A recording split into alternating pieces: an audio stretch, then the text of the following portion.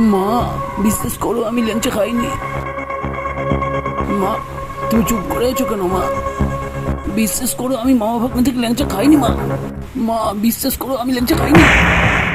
বুম্বাদা ল্যাংচা খেয়েছে কি খায়নি তা আমি জানি না, কিন্তু আমরা রবিবার বিকেলে ঘুরতে ঘুরতে পৌঁছে গেছিলাম শক্তিগড়ের প্রসেনজিৎ প্রশংসিত মামা ভাগনার ল্যাংচার দোকানে। কেমন আছো সবাই? ওয়েলকাম টু সিজা সোনাই ব্লগ। অ্যান্ড আজকের বিকেলটা হচ্ছে একটু অন্যরকম। সেই জায়গায় দাঁড়িয়ে আমরা আজকে চলে এসেছি শক্তিগড়ের মামা ভাগ্নেতে, যেখানে বিখ্যাত ল্যাংচা পাওয়া যায়। জানি না কতটা পাওয়া যাবে, আগে দেখতে হবে। ঠিক আছে, মামা ভাগ্নের সামনেটা একদম বাইপাস হয়ে গেছে বলে পেছনটা অনেকটা স্পেস করে দিয়েছে, পার্কিং প্লেস রয়েছে, প্লাস এখানে দোলনা টোলনা রয়েছে।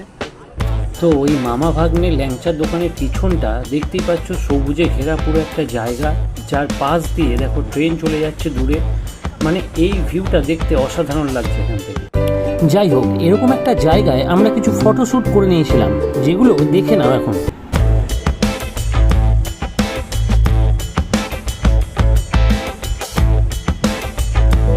অনেকক্ষণ এই জায়গাটায় কাটিয়ে আর ছোটবেলার পর দোলনায় অনেকক্ষণ আমরা সবাই দুলে আপাতত যে জন্য এখানে আসা তার প্রতি কনসেন্ট্রেট করতে চলল।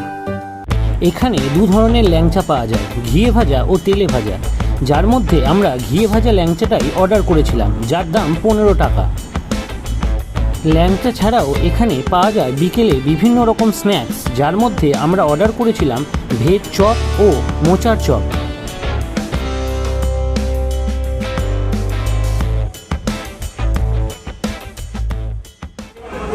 চলে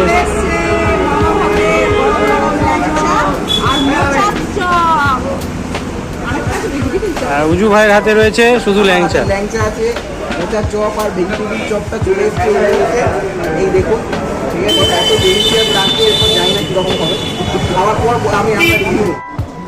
এখন খুব গরম, তাই টেস্ট বুঝতে পারছি না। যাই হোক, মোটামুটি ভালো। অনেকদিন পর এত ভালো আর এত গরম, এত মানে ফ্রেশ এই ল্যাংচাটা পেলাম। তো আমার রিভিউ 5 আউট অফ 4। ল্যাংচা খাওয়া আমাদের শেষ, লেগেছেও বেশ। আমরা চললাম বাড়ি, সাথে নিয়ে গাড়ি।